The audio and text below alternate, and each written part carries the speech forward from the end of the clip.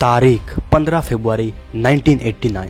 Soviet union को अफगानिस्तान से हार मिलने के बाद ज़्यादातर मुल्कों की निगाह पर एक ही इंसान हीरो बन चुका था और वो है ओसामा बिन लादेन। लेकिन सालों बाद यही इंसान यूएसए और वेस्टर्न पावर्स के लिए सबसे बड़ी दुश्मन बन चुका था। यह कहानी एक ऐसे सफ़र की है जो अफगानिस्तान की माउंटेन से शुरू हुई और 9/11 की अटैक और वॉर ऑन टेरर में ख़त्म हुई। आइए शुरू से समझे कि कैसे ओसामा बिन लादेन हीरो से विलेन बन गया। USSR Afghan war 1979। ये वक्त कोल्ड वॉर का है जब पूरे दुनिया पे यूएसए और यूएसएसआर के बीच में आइडियोलॉजी की लड़ाई होने लगी, जिसमें कैपिटलिज्म वर्सेस कम्युनिज्म की युद्ध हो रही थी, लेकिन कभी आमने सामने न होने के बावजूद 1979 के बाद जब सोवियत यूनियन ने अफगानिस्तान पर इन्वेड करी और उनका मकसद था वह अपना इन्फ्लुएंस एस्टैब्लिश करना और कम्युनिज्म को एक्सपांड करना। अफगानिस्तान के लोग जो मुस्लिम और डीपली रिलीजियस थे, इस फॉरेन ऑक्यूपेशन को अपने कल्चर और फेथ के अगेंस्ट समझने लगे। इसी इन्वेजन ने ग्लोबल पॉलिटिक्स में भी एक तूफान पैदा कर दी।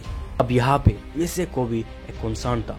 यूएसए ने देखा कि अगर सोवियत यूनियन अफगानिस्तान में सक्सेसफुल हो गए तो मिडिल ईस्ट और सेंट्रल एशिया में कम्युनिज्म का इन्फ्लुएंस बढ़ जाएगा, लेकिन डायरेक्ट वॉर में इन्वॉल्व होना पॉसिबल नहीं था। तो इसलिए उन्होंने डिसाइड करी कि वो अफगान मुजाहिदीन को सीक्रेटली सपोर्ट करेंगे ताकि वो यूएसएसआर की अगेंस्ट लड़ सके। यही से ओसामा बिन लादेन के रोल शुरू होता है, एक वेल्दी सऊदी नेशनल जो जिहाद और मुस्लिम आइडेंटिटी के लिए इंस्पायर था। अफगानिस्तान आया और लोकल फाइटर्स यानी मुजाहिदीन को फाइनेंशियली और लॉजिस्टिकली सपोर्ट करने लगा। उसने अपना पैसा और रिसोर्सेस इस वार के लिए डालना शुरू करी। अमेरिका ने देखा कि ओसामा एक डेडिकेटेड एलाई बन सकता है और इसलिए CIA ने मुजाहिदीन फाइटर्स को आर्म्स, ट्रेनिंग और फंड्स प्रोवाइड करना शुरू करी। हर साल 2 से 3 बिलियन $US यूएसए ने इस वार पे लगाई। ये सपोर्ट चाहे इनडायरेक्टली सही, लेकिन ओसामा और अफगान फाइटर्स के लिए एक मेजर बूस्ट था। और फिर सोवियत यूनियन को धीरे धीरे अफगानिस्तान से विड्रॉ करना पड़ा और तारीख 1989 में यूएसएसआर ने ऑफिशियली अपनी हार को स्वीकार करी। Why Osama became a rival to USA. War के बाद ओसामा बिन लादेन के बिलीफ और मजबूत हो गए कि इस्लामिक कंट्रीज को फॉरेन इन्फ्लुएंस से फ्री रहना चाहिए। उसका मानना था कि अफगानिस्तान की जीत एक डिवाइन सक्सेस है और मुस्लिम यूनिटी से वो और भी बड़े बड़े टारगेट्स अचीव कर सकता है। लेकिन प्रॉब्लम तब शुरू हुई जब 1990s में मिडिल ईस्ट में पॉलिटिकल और मिलिट्री शिफ्ट आई। 1991 में गल्फ वॉर के टाइम यूएसए ने सऊदी अरबिया में अपने फोर्सेस डिप्लॉय करी। ये ओसामा के लिए एक पर्सनल इंसल्ट और अपने बिलीफ की अगेंस्ट था, क्योंकि वो सऊदी को होली इस्लामिक लैंड समझता था। उसके नज़र में अमेरिका का प्रेजेंस सऊदी अरबिया में इस्लाम के लिए खतरा बन गया था। ये वो टर्निंग पॉइंट था जहां से उसने डिसाइड करी कि वो अमेरिका के खिलाफ लड़ेगा। ओसामा ने पब्लिकली अनाउंस करी कि foreign powers specially USA middle east में मुस्लिम वर्ल्ड के दुश्मन है। इसी थिंकिंग के साथ उसने अल कायदा का फॉर्मेशन करी, एक ऑर्गेनाइजेशन जो पूरी दुनिया में इस्लामिक रूल एस्टैब्लिश करना चाहती थी और जो फॉरेन इंटरफेरेंस की अगेंस्ट थी। Attack by Osama against the USA. Al Qaeda ने पहला मेजर अटैक 1998 में करी जब उन्होंने ईस्ट अफ्रीका में यूएस एम्बेसीज पर बॉम्बिंग की। इन अटैक में हंड्रेड्स ऑफ सिविलियंस की जान गई और उनका एम अमेरिका को डायरेक्टली हार्ट करना था।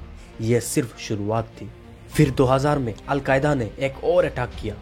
यमन में USS कोल, एक अमेरिकन नेवल शिप पर बॉम्ब अटैक हुई जिसमें अमेरिकन सोल्जर्स की जान गई। ये अटैक डायरेक्ट वार्निंग्स था कि अल कायदा और ओसामा बिन लादेन सीरियस है और उनका टारगेट अब अमेरिका खुद बन गया है। और फिर आता है वो दिन जो इतिहास को हमेशा के लिए बदल देता है, 11 सितंबर 2001। अल कायदा के मिलिटेंट्स ने न्यूयॉर्क में ट्विन टावर्स और पेंटागन पर कोऑर्डिनेटेड सुसाइड अटैक की। इस अटैक में 3000 से ज़्यादा लोगों की जान गई और अमेरिका के दिल पर यह एक ऐसा निशान बन गया जो कभी मिटने वाला नहीं। ये ओसामा के सबसे बड़ा और सबसे डेडली अटैक था। 9/11 अटैक के बाद यूएसए में गुस्से की लहर हो चुका था। इसके बाद अमेरिका ने वॉर ऑन टेरर अनाउंस करी और अफगानिस्तान में फुल स्केल मिलिट्री एक्शन शुरू करी। ओसामा बिन लादेन ऑफिशियली दुनिया का मोस्ट वांटेड टेररिस्ट बन चुका था। The hunt and death of Osama bin Laden. America ने ओसामा को पकड़ने के लिए दुनिया भर में ऑपरेशन शुरू की। उसका बेसिस अफगानिस्तान और पाकिस्तान के रिमोट माउंटेन्स में था और वो कंटिन्यूअसली अपने लोकेशंस चेंज कर रहा था। लेकिन 2 मई 2011 को पाकिस्तान के एबोटाबाद में एक स्पेशल ऑपरेशन प्लान किया गया, operation Neptune Spear. American navy seals ने ओसामा बिन लादेन के कंपाउंड पर रेड की और इस ऑपरेशन में उसको मार दिया गया। ये ऑपरेशन सीक्रेटली किया गया था और ये ऑफिशियली एंड था ओसामा की जर्नी का। मिलते हैं अगले एपिसोड में एक और कहानी के साथ।